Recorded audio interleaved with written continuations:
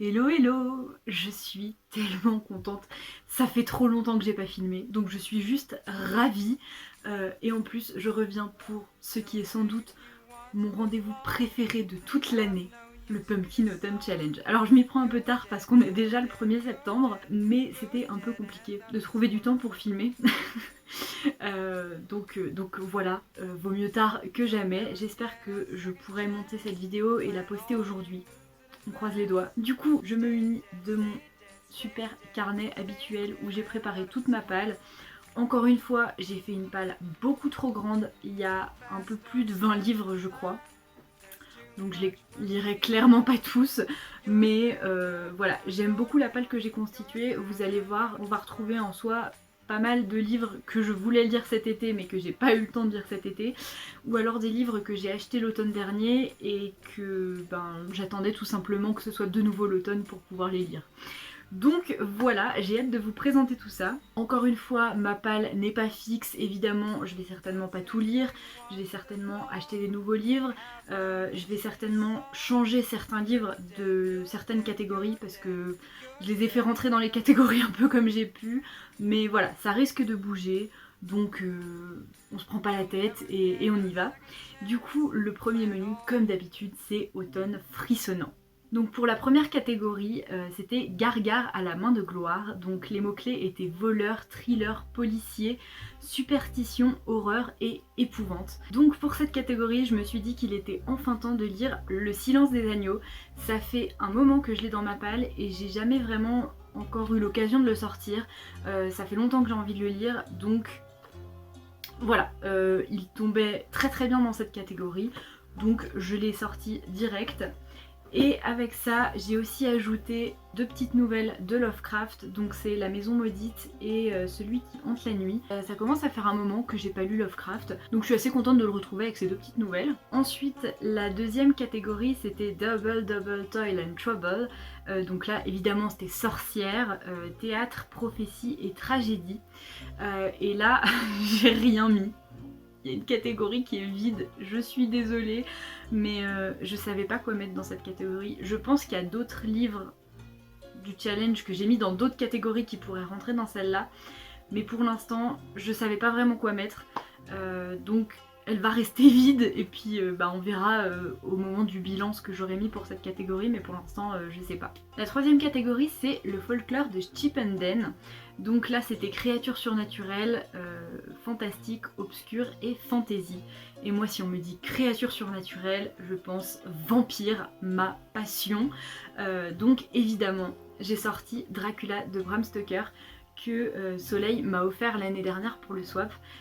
J'attendais juste le pumpkin pour pouvoir le sortir parce que voilà, j'ai trop hâte de lire.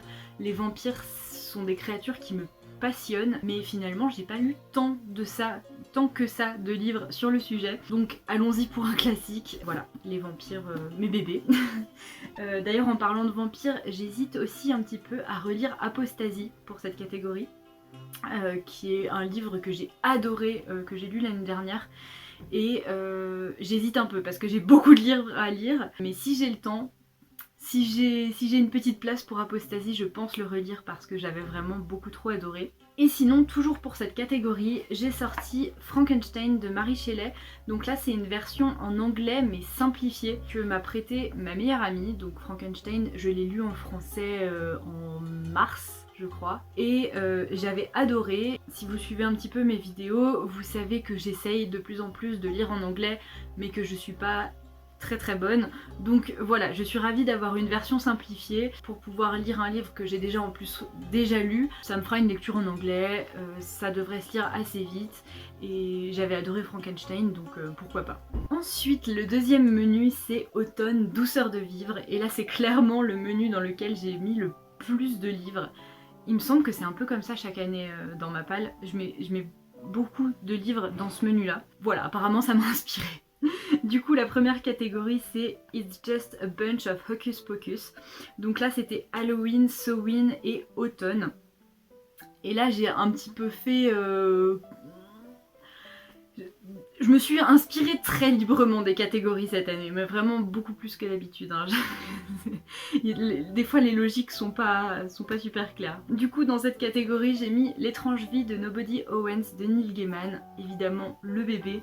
Depuis le temps que tout le monde me dit qu'il faut lire L'étrange vie de Nobody Owens, voilà, je vais enfin le lire, j'attendais que ce soit l'automne. Je me dis que si c'est un peu le même genre d'ambiance que Coraline, ça devrait pouvoir passer dans tout ce qui est Halloween, automne, même si c'est pas le thème principal, je sais pas si vous voyez ce que je veux dire. J'ai l'impression, j'ai la sensation qu'il pourrait bien rentrer dans cette catégorie, on verra bien.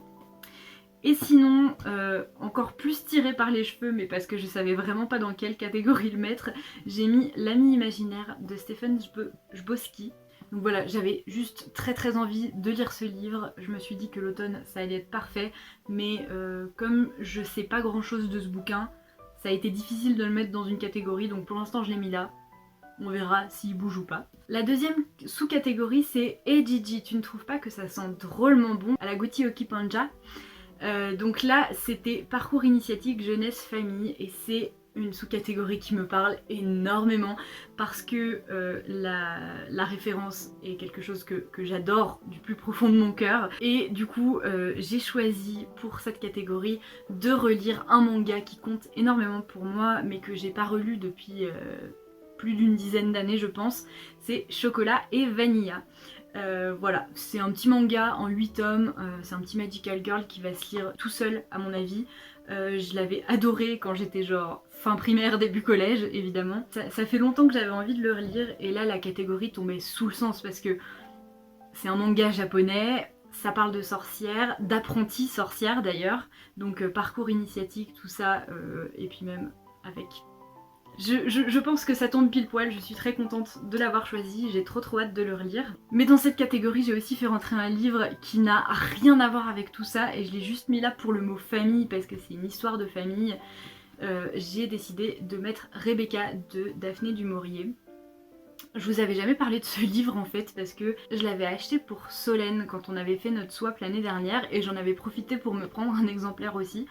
Sauf que je voulais pas présenter un book haul parce que je voulais pas spoiler le swap à Solène. Donc voilà, je l'ai acheté il y a presque un an. Pareil, j'attendais que ce soit l'automne parce que je pense que c'est le genre de livre qui se lit dans cette saison un petit peu particulière et voilà. Ensuite, la prochaine sous-catégorie c'est Il suffit de se souvenir de rallumer la lumière. Donc là c'était feel good, bien-être et santé mentale et pendant un moment je me suis dit mais qu'est-ce que je vais mettre dans cette catégorie? Celle-là c'est...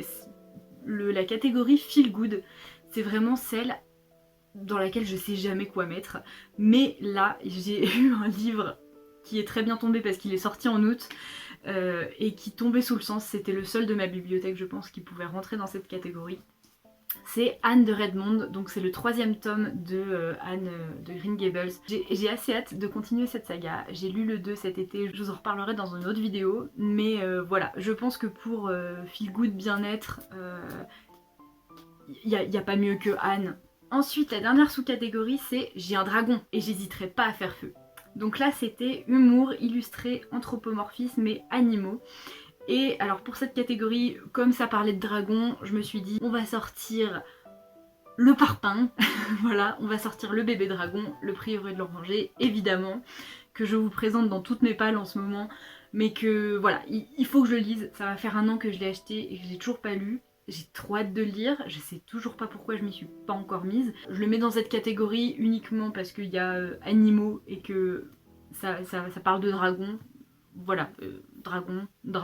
Mais dans cette catégorie, toujours pour le mot-clé animaux et pas du tout pour humour illustré ou anthropomorphisme, hein, uniquement animaux, j'ai fait rentrer Kujo de Stephen King qui je pense va être mon premier livre du Pumpkin parce que je compte commencer à le lire aujourd'hui, très clairement. Ça fait trop longtemps que je veux lire Kujo, ça fait trop longtemps que je le repousse et que je m'y mets pas. Cette fois-ci, je m'y mets, je l'attaque aujourd'hui. J'ai trop hâte de le lire parce que ça fait super longtemps que j'ai pas lu d'horreur, ça fait super longtemps que j'ai pas lu de King, donc là il est temps, vraiment il est temps, j'ai trop hâte de retrouver Stephen King, donc voilà. Le 3e menu c'est donc Automne enchanteur et donc avec la première sous-catégorie qui est la lunette de pierre, c'est extra quand on veut voir ce qui ne se voit pas. Donc là les mots-clés c'était petit peuple, féerie et nature. Et je me suis dit, petit peuple, féerie, allez, on va faire entrer un Hobbit là-dedans. Voilà, je devais lire les Hobbits cet été, je n'ai pas eu le temps, je vous avais promis un vlog, je vous promets qu'il y aura un vlog sur cette lecture évidemment. Je ne peux pas lire le Hobbit sans faire un vlog lecture. Mais voilà, j'ai pas pu le lire cet été, donc cet automne il va passer à la casserole. Et encore une fois, j'ai trop hâte de lire. Ensuite, la deuxième sous-catégorie, c'est Nom d'une dune, où on a écologie, anticipation, SF et post-apo. Et là, je me suis vraiment concentrée sur le mot-clé SF. Voilà, il est temps de lire de la SF. Donc, j'ai pris Les Oiseaux du Temps, que j'ai acheté au printemps et que depuis que je l'ai acheté, j'ai juste trop envie de le lire. Je sais toujours pas pourquoi je m'y suis pas mis encore une fois. Mais voilà, il a l'air trop bien. J'ai rien à dire de plus, c'est de la SF, donc il rentre dans la catégorie. Mais j'ai aussi pris Les Chroniques Martiennes de Ray Bradbury. Pareil, ça fait trop longtemps qu'il faut que je les lise, c'est juste le livre préféré de ma meilleure amie, donc comment vous dire que... Voilà, il faudrait que je le lise quand même un jour. Et encore une fois, bah voilà, il rentrait très bien dans cette catégorie, donc c'était l'occasion de le mettre dans le challenge. La dernière sous-catégorie, c'était princesse. Donc là, c'était inclusivité. J'ai des fourmis dans les jambes. Donc je recommence. Inclusivité, LGBTQ+, et féminisme. Et là j'ai pris une BD, donc c'est Le Jardin de Paris, que j'ai acheté parce que je me suis fait influencer par Anna de Anna & Books. Donc voilà, j'espère qu'il sera aussi bien qu'il en a l'air. Je me suis dit qu'il rentrait dans cette catégorie, pas spécialement parce qu'il... Enfin, je crois pas que ça... qu'on va parler de thématiques LGBT ou quoi, mais je pense que ça rentre dans inclusivité, féminisme, LGBT, parce qu'on va parler de culture qui n'est pas hétéronormative. Je sais pas si c'est bien clair ce que je raconte, mais voilà, je pensais qu'il rentrait bien dans cette catégorie, donc je l'ai mis là. J'ai très hâte de le lire parce qu'il a l'air vraiment très très cool. Enfin, le dernier menu, qui est donc le menu spécial de cette année, c'est Automne les mystères. Et j'aime beaucoup le thème de cette année. Franchement, elle a très bien choisi. Et c'est vraiment un thème qui me parle beaucoup, donc je suis très très contente du thème de cette année. Donc la première catégorie c'était le destin perdu. Encore une fois c'est quelque chose qui me parle beaucoup, même si je connais mieux L'étrange village et la boîte de Pandore, parce que le destin perdu, je ne le connais que de nom, on va dire. Mais voilà, ma passion quand même. Donc là, évidemment, les mots-clés, c'était temps, horloge, énigme, puzzle, historique et steampunk. Et me demandez pas pourquoi, dans cette catégorie, j'ai mis La vie invisible de Adi Larue. Bon, en même temps, ça rentrait très bien avec la thématique temps. Je pense que historique, ça peut à peu près passer. Disons que c'est à peu près dans le thème. Et énigme, peut-être. Enfin, pas vraiment énigme, mais voilà, je sais pas. Ce thème m'inspirait bien ce livre, mais comme dans cette catégorie il y avait aussi énigme, je ne pouvais pas laisser mon cher petit Sherlock Holmes, donc évidemment j'ai ressorti mon intégrale. Le prochain Sherlock Holmes que j'ai à lire c'est les Mémoires de Sherlock Holmes, donc c'est un recueil de nouvelles, et celui d'après c'est Le Chien des Baskerville, que j'aime beaucoup mais que j'ai pas lu depuis une dizaine d'années, donc il faut pas que je m'en fasse trop une montagne, j'ai peur d'être déçue quand je le relirai enfin. Mais bref, en tout cas j'ai très hâte de retrouver mon petit Sherlock, mon petit John. Voilà, j'ai pas lu de Sherlock Holmes depuis ce printemps et j'ai trop hâte de les retrouver et c'était parfait pour cette catégorie.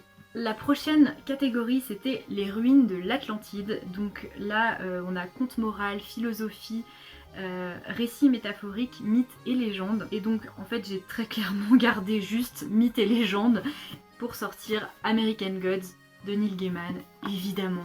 Le bébé, encore une fois c'est un livre que j'ai envie de lire depuis trop longtemps, que j'arrête pas de repousser, je sais pas pourquoi, mais là allez, c'est le bon moment, il faut que je m'y mette, j'ai trop envie de le lire, donc il est temps. Comme on va parler de divinité et tout, je pense que ça marche bien dans mythes et légendes. Pour cette catégorie, comme il y a conte moral, j'avais aussi envie de mettre Les Fables de La Fontaine. Mais en cherchant mon recueil, je me suis aperçue que je l'avais prêté à ma mère il y a genre 6 mois et qu'elle me l'a toujours pas rendu parce qu'elle lit très lentement, ma mère. Donc voilà, si elle me le rend durant l'automne, peut-être que je les dirai à ce moment-là, sinon tant pis, ça sera pour une prochaine fois. La prochaine catégorie, c'est En avant Yvette Tempête. Donc là on avait aventure, archéologie, artefacts et voyage, et j'ai choisi la BD Perséphone. Je sais pas pourquoi, encore une fois. En soi ça correspond pas aux mots-clés, mais dans ma tête il y a quelque chose qui correspond. Donc si vous l'avez lu, dites-moi si ça peut vraiment rentrer dans cette catégorie. Franchement, je suis pas sûre, mais bon, voilà, c'est un coup de bluff. Et enfin, la toute dernière catégorie, c'est cabinet de curiosité. Encore une fois, ça me parle beaucoup, j'aime beaucoup ces catégories, bref. Donc là c'était art, sciences, musée, singularité et étrangeté. Et pour cette catégorie j'ai choisi Miroir et fumée parce que quitte à prendre 2 Neil Gaiman, pourquoi ne pas en prendre 3? Il n'y a jamais assez de Gaiman dans une pile à lire de toute façon. Et je trouvais que ça rentrait très bien dans cette catégorie parce que les recueils de nouvelles de Neil Gaiman, pour moi ça a vraiment cet aspect là justement de cabinet de curiosité où on a toute une liste d'histoires qui sont... Enfin, on a toute une liste d'étrangetés, de mondes différents, de choses assez, voilà, étranges, assez singulières, et ça fait vraiment une petite collection de quelque chose. Et enfin, j'ai du mal à l'expliquer, mais je pense que vous comprendrez. Pour moi, ça collait très très bien à cet aspect cabinet de curiosité. Et enfin, j'ai aussi choisi Genèse de la Cité parce que Cornelius m'influence beaucoup trop. Chaque fois qu'il parle d'un livre, je finis par l'acheter. Et je me suis dit que ça rentrait bien dans cette catégorie, surtout par rapport à étrangeté et singularité, parce que on va quand même avoir des tentacules qui apparaissent dans la ville. Il me semble que c'est un délire comme ça. Donc je me suis dit que ça pouvait pas mal rentrer dans cette catégorie. Et enfin, j'ai un autre livre que je voulais absolument lire cet automne pendant le Pumpkin, mais j'ai aucune idée de dans quelle catégorie le placer. Vraiment, je sais pas du tout, donc je compte sur vous pour m'aider et me dire s'il y a une catégorie dans laquelle je peux le placer. Donc c'est La maison dans laquelle, encore une fois que j'ai acheté à cause de Cornelius l'année dernière, et que bah, j'ai toujours pas lu. Et voilà, c'est un livre qui me fait très très envie, j'ai trop hâte de le lire, mais j'ai aucune idée de ce à quoi m'attendre. J'ai une vague idée de l'histoire en fait, mais du coup je sais pas du tout dans quelle catégorie le placer. Donc n'hésitez pas à me dire si vous avez une idée pour ce livre. Et donc voilà, comme vous l'avez vu, ça fait beaucoup de livres. J'ai tous beaucoup trop envie de les lire, franchement, il n'y en a pas un seul que j'ai mis par défaut, histoire de remplir une catégorie ou quoi, parce que j'ai tous trop envie de les lire. Évidemment, je sais bien que je pourrais pas tous les lire cet automne, je ne me fais pas trop d'illusions à ce sujet. Mais voilà, j'ai trop hâte de m'y mettre. Donc comme je vous l'ai dit, je pense que je vais commencer par Cujo de Stephen King, parce que je vais le commencer aujourd'hui. Voilà, encore une fois, j'ai trop hâte. N'hésitez pas à me dire ce que vous pensez de ma palle, s'il y a des livres que vous auriez peut-être mis dans une autre catégorie, ou si vous pensez que ça colle bien, etc. N'hésitez pas à me donner votre avis. Et si vous participez au Pumpkin Autumn Challenge, je vous souhaite de très belles lectures et un très bel automne. Bye!